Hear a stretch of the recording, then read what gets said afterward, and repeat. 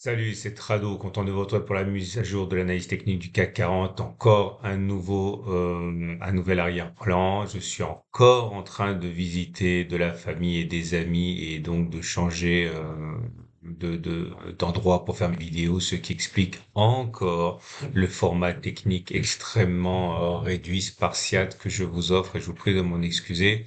Les choses devraient rentrer dans l'ordre bientôt, mais pour l'instant, je vous demande de faire preuve de patience. Les formats sont assez minimalistes et le CAC 40 qui reprend un peu d'altitude, 0,52%. J'ai envie de dire que le mal est fait, on va y revenir plus tard, mais en tout cas, si on s'en tient à la bougie du jour, elle est positive, elle est verte, c'est-à-dire qu'on a clôturé plus haut que l'on a ouvert. C'est un signe de force intrinsèque. Néanmoins, lorsque l'on combine cette bougie verte au corps précédent, on a un haramier haussier. Alors les haramiers haussiers se caractérisent par un corps rouge et un corps vert, le corps vert rentrant dans le corps rouge, mais attention parce que là, le corps numéro 2 est plutôt dans la partie basse du corps numéro un, ce qui montre que c'est assez faiblard comme signal haussier. Donc c'est un haramier haussier certes, mais de facture assez médiocre. Il vaut mieux que le corps soit dans la partie 2 de la bougie 1 pour avoir plus de taux de réussite, ce qui n'est pas le cas ici. Et en plus, lorsque l'on regarde les bougies Aiki-Nashi, pour le coup, ça reste très baissier puisque vous avez toujours pour l'instant une bougie Aiki-Nashi rouge sans mèche haute. Autrement dit, comme la séance précédente, il est plus plausible que l'on fasse des plus bas plutôt que l'on ait fait les plus bas. Et puis surtout, regardez les three line break. Alors merci à tous ceux qui me l'ont signalé sur la vidéo précédente. Vous êtes extrêmement observateurs et ça me fait plaisir parce que moi j'avais pas remarqué et c'est très important puisque c'est un de mes chouchous. Vous le savez bien. Le three line break. Le three line break vient d'inscrire, enfin c'était hier en fait, a inscrit un premier bloc rouge. Vous voyez, vous comptez trois bougies et vous voyez qu'on a clôturé plus bas que les trois dernières bougies.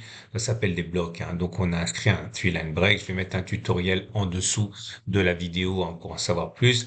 Et lorsque vous avez un premier bloc rouge qui arrive, c'est comme un premier bloc vert, c'est rare. Il est très très rare que l'on en ait qu'un seul. Et du coup, comme il y a toujours des petits nouveaux qui nous rejoignent, on va le tester. Et regardez, ça va aller très très vite. Vous voyez, vous avez des blocs qui sont verts et des blocs qui sont rouges. Lorsque, je l'ai déjà dit, on inscrit un bloc qui clôture plus bas que les trois derniers blocs, eh bien, on a le droit hein, de mettre un bloc rouge, comme c'est le cas ici. Vous voyez, ce bloc-là est rouge parce qu'il a été plus bas que les trois précédents. Et l'idée, c'est que lorsqu'on a un premier bloc rouge, eh bien, généralement, on a un deuxième bloc rouge derrière. Et regardez, c'est pour ça que vous avez un pouce vers le haut pour dire qu'effectivement, la prophétie, la statistique, c'est vérifié, comme ici, comme ici. Alors, ça fonctionne pas toujours. Ici, vous voyez, vous avez un premier bloc rouge et derrière un bloc vert. Et là encore, c'était bon. Là, vous avez un premier bloc rouge et puis pas un deuxième bloc rouge, mais un bloc vert. Mais vous voyez que c'est quand même extrêmement beaucoup plus plausible hein, que l'on ait un deuxième bloc rouge et après un premier bloc vert.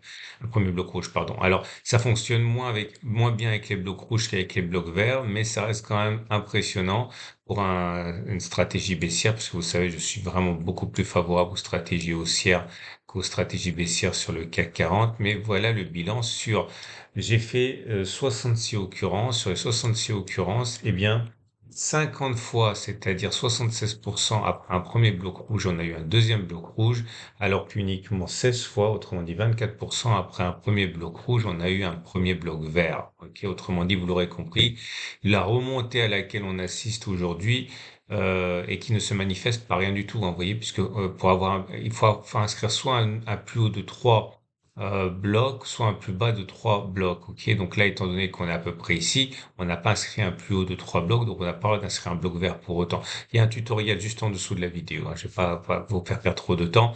Bref, vous l'aurez compris que le rebond technique est surtout une occasion pour rentrer en trade baissier en partant du principe que normalement le prochain bloc devrait être rouge, hein. Ça, vous l'aurez compris. Donc bref, tout ça pour dire que le mal est fait, comme je l'ai dit en entame de vidéo.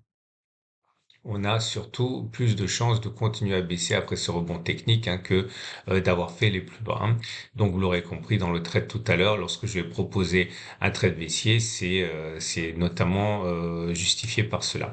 J'ai rien d'autre à vous proposer. J'ai déjà vu tous les signaux baissiers hier, notamment celui qui s'est déroulé sur la Rune.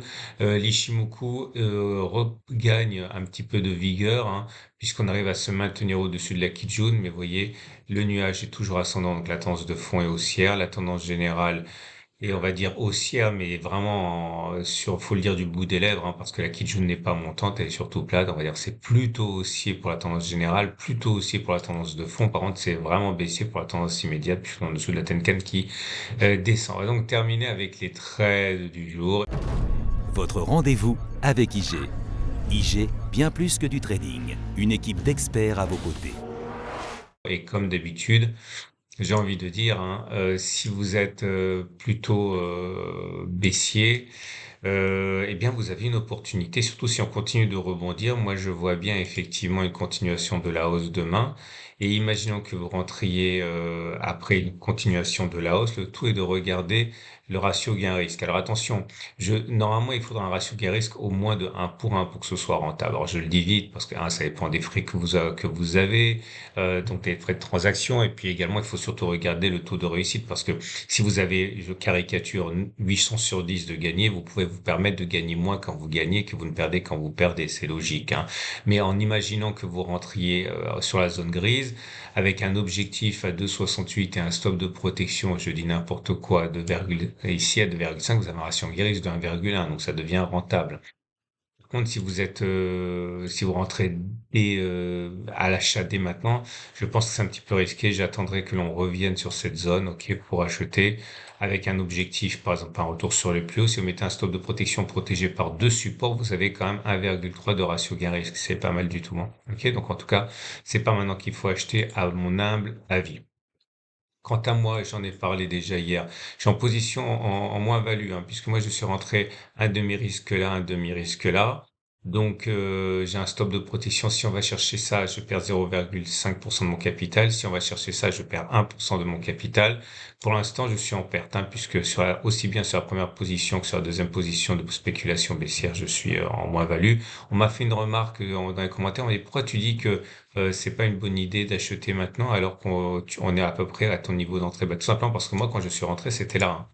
Donc moi, j'espérais qu'on ne monte pas jusqu'à là. Donc en fait, je pense que vous pouvez, entre guillemets, faire mieux que moi, puisque moi, je suis rentré avec ces points d'entrée là avant que l'on fasse ce sommet et j'aurais préféré évidemment rentrer plus tard, mais je savais pas comment espérer ça. Donc je vous dis simplement qu'il est un peu tard pour rentrer à la baisse maintenant parce que j'espère bien qu'on pourrait acheter à meilleur prix, enfin vendre à meilleur prix en attendant un rebond. C'est pour ça, hein.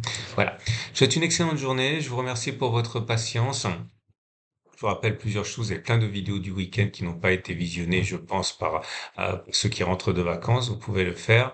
Et je vous dis à demain pour la mise à jour. Je vous rappelle que tous les trades que je vous propose, hein, eh bien, vous pouvez les passer avec IG, mon partenaire trading. Vous avez un lien en dessous de la vidéo pour voir comment faire fonctionner, trader avec des CFD, des Turbo 24. Et je vous dis à demain pour la mise à jour.